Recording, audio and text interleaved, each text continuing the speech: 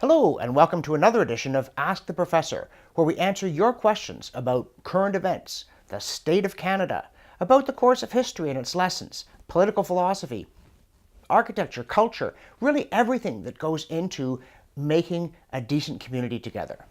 Here's a good question. To what extent do you think that we are living with this attitude even now in Canada, and this is an old famous quote, that the English are bound by natural and moral law to be subject to the French and not contrariwise, especially now that we live with another Trudeau in 24 Sussex, and who's also been known to say things like that about, Quebec and Quebecers are being better, or Canada belonging to Quebec, and that kind of attitude.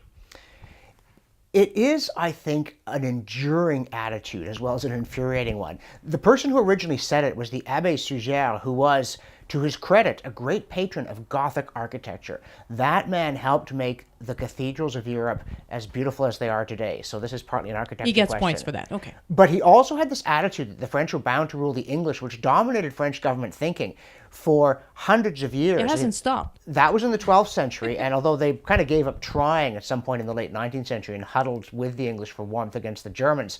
But yeah, this notion that somehow it's all unfair and any moment now we'll be back on top. And it's true that Justin Trudeau, in his unguarded moments, has talked like that ever since this infamous interview he gave in 1999 when he said basically his father had given him and his brothers this attitude that, yes, Quebecers are better.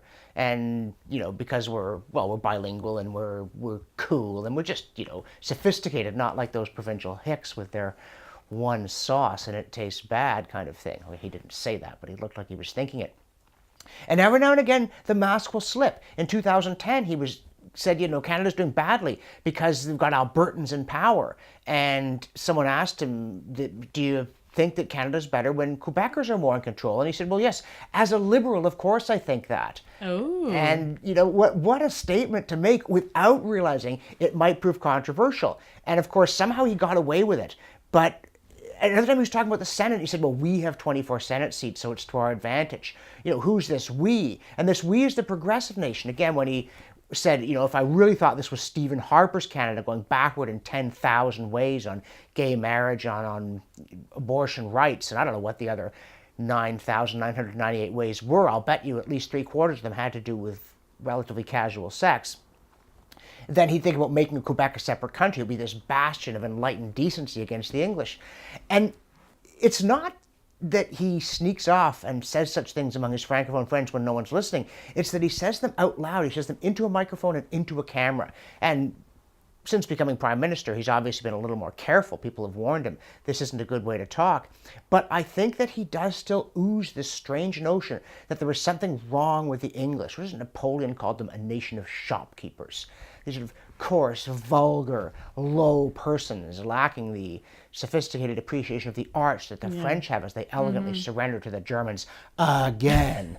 And you had to bring this up. I have, didn't you? because and what about Margaret Thatcher, who was the daughter of a shopkeeper? Well, exactly. Yeah, she was pretty decent. And right? the French hated her, right? They call it the Anglo-Saxon way. We have free markets and individual rights. The French are all for rights as long as specific people don't have them. And it's amazing what the French government can do to its citizens with relative legal impunity compared to a man's home having been his castle in the English-speaking world since before the days of Edward Cook until comparatively recently. And we ought to hang on to that. And I think that, it sounds divisive to say it, but I have to bring this up. Canada's a great nation because we inherited a constitution similar in principle to that of the United Kingdom, including the common law, including the protection of individual liberty coming out of Magna Carta. We did not inherit a constitution similar in principle to that of the Second Empire, the Third Republic, the Fourth Republic, the First Empire, the Fifth Republic, whatever hash the French are currently making of their political institutions. And we need to remember that.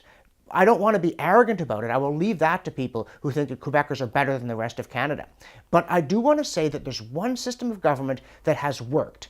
And as we watch the Dauphin bumbling his way through 24 Sussex, apparently unable to grasp the seriousness of what he's doing, let alone find a way to govern that unites Canadians. I mean, these are early days yet, but he seems to be repeating all the mistakes his father made over 16 years. He looks like it can take him about 16 months to do it, from alienating the West, attacking the energy industry, reopening the Constitution with disastrous effects and annoying all our allies with his highfalutin pronouncements that can't tell good regimes from evil ones. You know, Pierre Trudeau and his peace mission in 1983, world famous in Canada.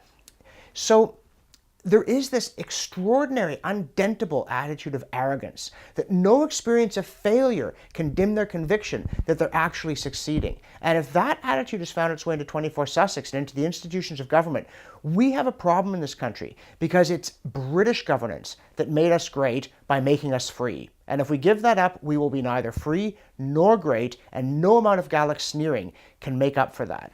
And I'll say this as the Quebec girl, that you know, if you talk to most normal people in Quebec, not the politicians, not the members of the Liberal Party necessarily, but they don't think they're superior to anybody. I mean, I'm sure there are some like that. Like there are people in Ontario who are also kind of silly sometimes the way they vote. But most normal people don't believe that. They also believe that they have rights that are inherited from, well, they may not be familiar with all the details, but they're quite cool with British rights and French rights and whatever the way that it came down. They don't really care. That's just the fact that they do have those rights. They're quite happy to take them. They're normal in that respect. Well, I'm glad to hear it because you do sometimes get the feeling when you're in Quebec that you are not one of us. If you're an Anglo, well, that's you're because it's you. Carré. Yeah, you're and obviously you've got your one. white socks, you know, and your knapsack, and you've got your lack of fashion sense and your accent that you're makes advertising. The ears bleed. Yes, exactly. Yeah. But you know what? It's all fine and good to be suave and to have invented such culinary treats as a poutine. But there's more to life than that. And part of it is a genuine sense of humility about who you are, what you have done, and what you haven't. And at the moment, as I say, I'm thinking particularly in terms of politics because we do have this golden boy in 24 Sussex. That kind of flip arrogance, this unquestioning, well, of course we're better. I mean, can you not tell merely by looking at me? That is destructive of civility in politics. Mm-hmm. Next time we'll have to do another question is, poutine versus a fashion sense that is anything that doesn't itch rocks. Which could one make better wins? poutine. Mm-hmm. I could make better poutine than they do. A mushroom gravy, you know, an expensive cheese. There I go to France and buy expensive cheese, properly cooked French fries. When you get it, it's normally, it sounds great, then it's a soggy mess. How can this be? Especially because what French chef would cook poutine? That's part of what I don't get. How did Quebec manage to get all the worst cooks in the nation of France to come to New France? It really is as though the English were the chefs in the venture. I don't know what happened. Right. Well, we'll have to leave that that'll one. get them annoyed. Yeah, we'll have to leave that one for another day. All right. Thanks for that, folks. If you want to play along and ask your questions, try something, simpler next time. Like how can we solve the Middle East problem or something that would not be controversial. The URL that will lead you to the page where it explains how to do that is on your screen. Thanks, and see you next time. Merci et au revoir. There you go.